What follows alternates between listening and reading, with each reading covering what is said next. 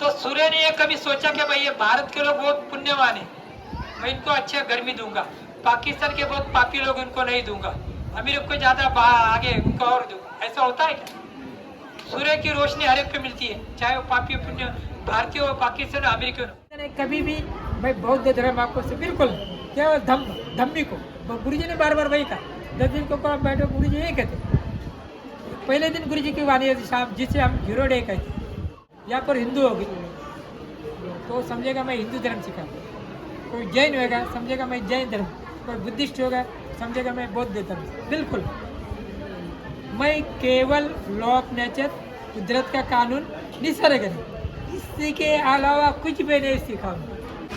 तो ये पाली शब्द बुद्ध के समय, भगवान बुद्ध के समय ज्यादातर लोग पाली भाषा बोलते हैं।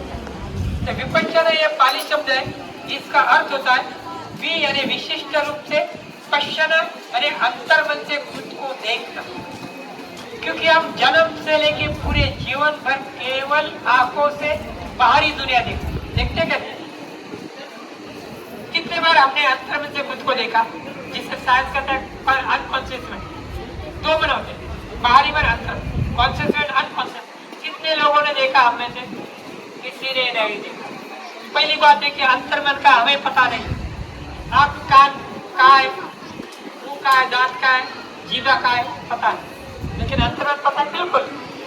अंतर्मन को क्यों देखना है? तो यही सबसे बड़ी महत्वपूर्ण बात है, क्योंकि हमारे अंतर्मन के भीतर ये मराठी समझ सकते, क्योंकि हमारे अंतर्मन के भीतर विकार, और इन विकारों के वजह से हमारा मन कभी भी शांत नहीं हो। विकार क्या है? मन में राग, द्वेष, वासना, भय, लालच, ईर्ष्या, क्रोध, चिंता, अयन, पुरुष नारी दोनों भी विकार, और इन विकारों के वजह से हमारा मन कभी भी शांत नहीं होता। इसलिए विपश्यना करें।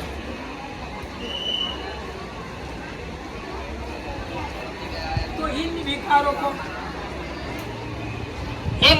को बाहर निकाले विपश्यना, बाकी कुछ नहीं। रहा दूसरा सवाल, बहुत से लोग भगवान बुद्ध का नाम सुनते ही चौंक जाते, अरे भाई भगवान बुद्ध की विद्या है, कहीं हमको बुद्धिस्ट तो नहीं बनाएगा 10 दिन। पहली बात तो ये बात याद रखिए, भगवान बुद्ध जब थे तो उन्होंने किसी एक व्यक्ति भी बुद्धिस्ट नहीं बना। पहली बात समझ लो, क्योंकि भगवान बुद्ध ने केवल विश्व को धम्म सिखाया। धम्म यह पाली शब्द है, इसका अर्थ होता है कुदरत का कानून, निसर्ग नियम, लॉ ऑफ नेचर। कुदरत का कानून क्या है? वो तो सूर्य ने ये कभी सोचा कि भाई ये भारत के लोग बहुत पुण्यवान है, मैं इनको अच्छा गर्मी दूंगा, पाकिस्तान के बहुत पापी लोग इनको नहीं दूंगा, अमीर को ज्यादा आगे उनको और दूंगा, ऐसा होता है क्या? सूर्य की रोशनी हर एक को मिलती है, चाहे वो पापी पुण्य भारतीय हो, पाकिस्तान हो, अमेरिकन हो। जब बरसात होती है नहीं कहती कि भारत के बहुत पुण्यवान है, पाकिस्तान के पापी लोग हैं उनको बरसात बिल्कुल नहीं दूंगा, अमेरिका ज्यादा उनको ज्यादा दूंगा। ऑक्सीजन ये कहता है हवा, बिल्कुल नहीं। इसको भगवान बुद्ध ने कहा है धम्म। विपश्यना का 10 दिन का शिविर होता है, जो कि आपकी 10 दिन की विपश्यना सिखाने की, निवास की, भोजन की सभी व्यवस्था फ्री ऑफ चार्ज होती है। आपसे कोई भी चार्ज हो तो फी नहीं ली जाती, लेकिन जहाँ जहाँ तपोभूमि वहां पर आपको 10 दिन रहना अनिवार्य, कंप्लीटली आपको 10 दिन रहना होता। अभी इसलिए मैंने कहा कि यहाँ पर जाति संप्रदाय कुछ लेन देन बिल्कुल नहीं। भारत के हर एक राज्य में, स्टेट में तपोभूमि है। भारत के बाहर दुबई से लेकर अमेरिका तक 190 देशों में तपोभूमि। आप कहीं पर भी कोर्स करोगे तो आपको फ्री ऑफ चार्ज लेना है। रहा प्रश्न कि आपको लगा कि गाइड गलत का जानकारी दिया कि भाई दुबई में कैसे गया तपोभूमि चलेगी। दुबई में तपोभूमि नहीं है, क्योंकि वहाँ की गवर्नमेंट की अथॉरिटी नहीं है। लेकिन दुबई में एक होटल बुक किया हुआ है, वहां पर कोर्स चलता है।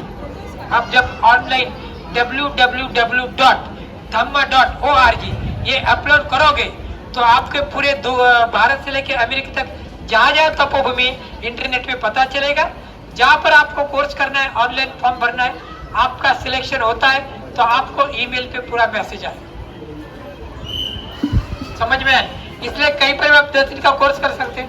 अभी आप सभी ने जो पकोड़ा देखा, कभी नहीं देखा, कुछ लोग देखना बाकी है। जिन्होंने देखा वो कांच में से देखा। हर एक के मन में प्रश्न था कि मैंने पगोड़ा कांच में से देखा, अंदर कहां से जाऊं? बराबर था या नहीं? प्रश्न आना स्वाभाविक है। भीतर कुछ लोग ध्यान कर रहे हैं। यहाँ पर हर रोज वनडे कोर्स एवरीडे। जिन लोगों ने 10 दिन का कोर्स किया होगा वही वनडे के लिए बैठते, या तो 1-2 घंटे के। इसलिए आप दर्शनार्थी ने 10 दिन का कोर्स नहीं किया, इसलिए आपने पगोड़ा भीतर से जाते हुए भी कांच में से देखा। यदि भविष्य में आप किसी भी तपोभूमि 10 दिन का कोर्स करते हो तो पगोड़े के भीतर जाकर ध्यान कर सकते हैं। ये पगोड़ा विश्व का सबसे बड़ा पगोड़ा है। क्यों? ये बिना खंबे का है। आपने देखा भीतर से खंबे दिखाई दिया आपको? बिना कंक्रीट का है, केवल पत्थरों में पत्थर इंटरलॉक। जो आपको ये पत्थर दिख रहे हैं ना, आगे एक पत्थर दिख रहा है, पीछे एक पत्थर दिख रहा है, वो एक ही पत्थर है। इसको ऐसा काटा का इंटरलॉक, जो कि आपको 2 दिख रहे हैं। तो इस तरीके से पत्थर जोड़ते जोड़ते भीतर जो आपने धम्म चक्र देखा गोल्ड का, समझ सकते? गोल्ड का जो धम्म चक्र है, धम्म चक्र जो पत्थर है, उस पत्थर के ऊपर के बाजू में भगवान बुद्ध की अस्थियां है, जो श्रीलंका गवर्नमेंट और महाबोधि सोसाइटी कलकत्ता इन्होंने दी। जो 4 टन का पत्थर है, वही पत्थर पूरे पगोड़ों को बैलेंस कर रहा है, क्योंकि भीतर खंबे नहीं। और इस पगोड़े में एक साथ 10 लोग ध्यान में बैठते, 10,000 लोग हर रोज नहीं, साल में 4 मेगा उत्सव। तो पूरे पगोड़ों का पत्थर का वजन है 2,50,000 टन, यानी 2.5 लाख। तो जहाँ पर अशोक चक्र है, उसे एक्चुअली हम धम्म चक्र कहते हैं, ज्यादातर लोग अशोक चक्र जानते हैं। तो धम्म चक्र है जहाँ पर अस्थि, वो के भीतर का जो की स्टोन कहा जाता है, वही स्टोन पूरे पगोड़ों को बैलेंस कर रहा है। इसलिए दुनिया में ऐसे लोग होते हैं कि बिना खंबे का, बिना कंक्रीट का, जहाँ पर 10 लोग ध्यान करते हैं, वो पगोड़ा कैसे बने? पत्थरों के बीच में जो भरा गया है वो सीमेंट नहीं है। जो पुराने जमाने में कुछ चूना और नेहरू या गेरू कुछ पेस्ट बनाई जाती थी, वो बड़े क्यों? वो सूखने के बाद पत्थरों की जैसी होती। तो जहाँ पर भगवान बुद्ध की अस्थियां जो की स्टोन है 4 टन का, वही पूरे पगड़ों को बैलेंस कर रहा है। ये पहला डो में जो आपने देखा तो देखोगे, जहाँ पर भगवान बुद्ध की अस्थियां, दूसरा डो में उस बाजू से ऊपर लिफ्ट और सीढ़ी है, लेकिन हमें परमिशन नहीं है।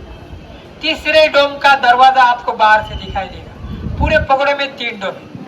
रहा प्रश्न है कि भगवान बुद्ध के 2500 सालों बाद विपश्यना भारत में कैसी है? भगवान बुद्ध के 500 साल बाद भारत से विपश्यना विद्या लुप्त हुई।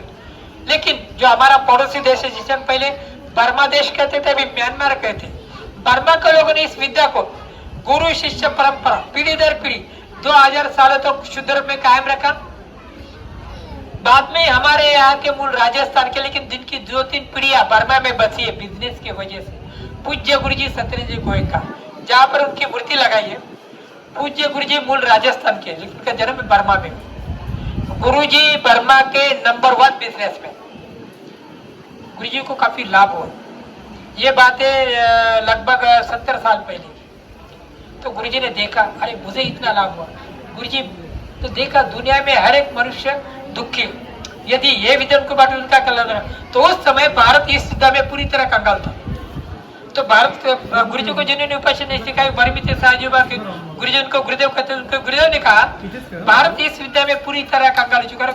भारत का बर्मा पे बहुत बड़ा ऋण है, क्योंकि भारत ने विद्या बर्मा को सौंपी। आप भारतीय भारत में जाकर प्रचार करो, ताकि बर्मा देश भारत के ऋणों से मुक्त हो सके। ये बात है 1969, जब गुरुजी भारत आए तो भारत में विद्या नहीं थी, तपो भी नहीं थी। तो गुरुजी ने क्या किया, पहला कोर्स गिरगांव में, जो राजस्थानी लोगों का एक हॉल था, पंचायत का हॉल होते ना, हर एक अपने पंचायत का, मेघवाड़ी हॉल पंचायत हॉल, वहां पर पहला कोर्स शिविर किया। वहां पर कुछ 10 या 20 लोग बैठे थे। कोर्स शुरू होते ही दूसरे से मांगे कि हमें भी विपश्यना करनी।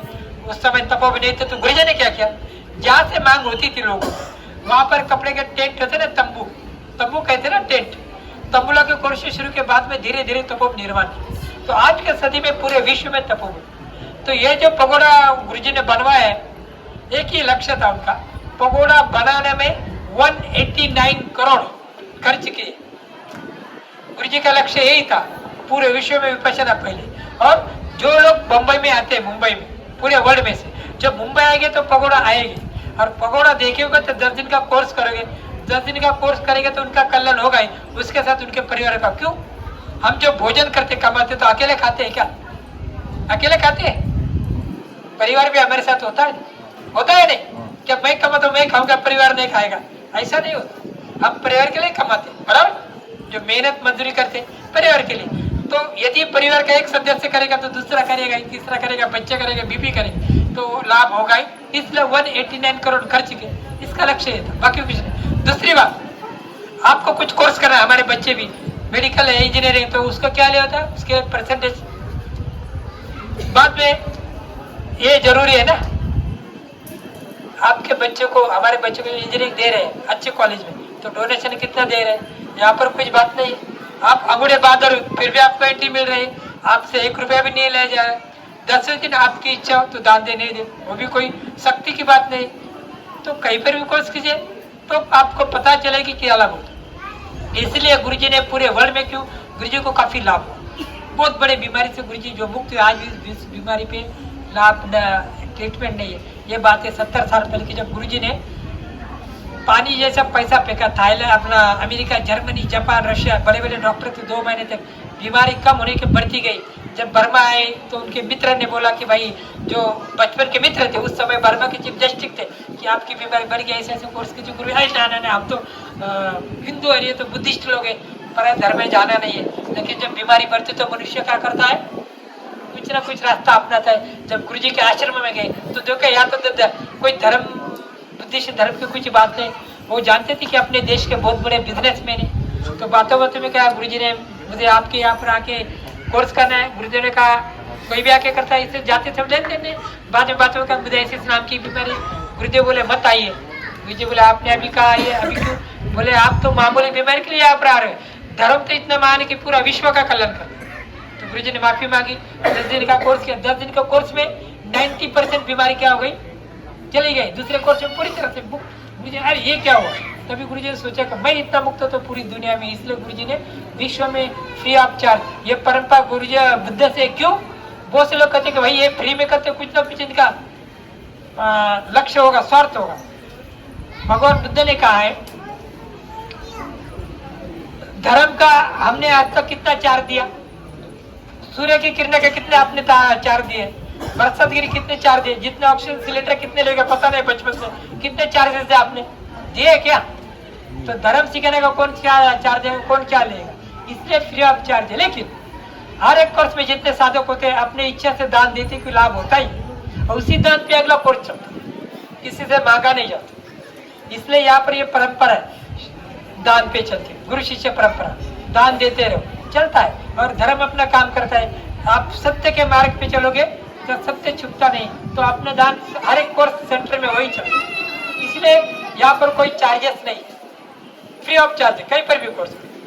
वहाँ पर धम्म चक्र है जो घूम रहा है, धम्म चक्र उदाहरण, सुबह हुई शाम होगा चक्र चालू है, जन्म मृत्यु चक्र चालू है, इंटर, अभी गर्मी का सीजन है, रेनी सीजन है, इंटर सीजन चक्र चालू है, हाई टाइड लोड चालू है, पुनः अमावस्या चक्र चालू है, पेड़ों के पत्ते गिरते पतझड़ चालू है, यानी विश्व में कुछ स्थिर नहीं, सब घूम रहा है। इसको भगवान बुद्ध ने कहा था, बाकी कुछ धम्म। वहाँ पर बोधित थे भगवान बुद्ध, जिस बुद्ध बने थे उसकी एक शाखा सम्राट अशोक पुत्र महेंद्र, उन्होंने बुद्ध कैसे श्रीलंका में लगाई, वैसे यहाँ पर लाई। देखिए आगे पूज्य गुरु जी की मूर्ति है, अशोक स्तंभ गुरु जी के गुरुदेव की मूर्ति है।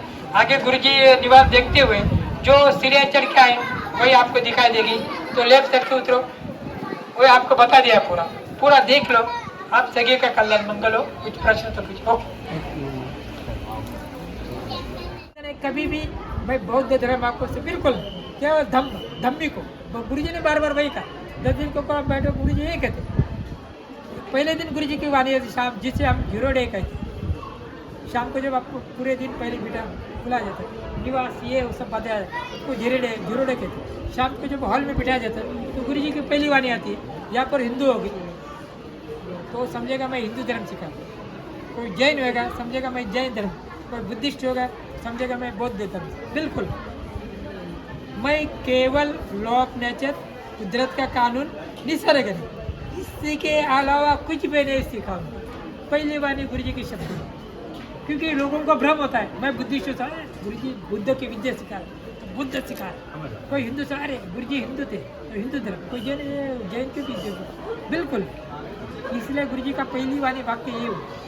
ठीक है, मैं एक बार थोड़ा सा और रिसर्च हाँ करूँगा इसमें थोड़ा सा। आप 10 मिनट का ध्यान भी कीजिए, पहले मैंने बताया ना मैं 25 से वो काफ़ी लाभ है।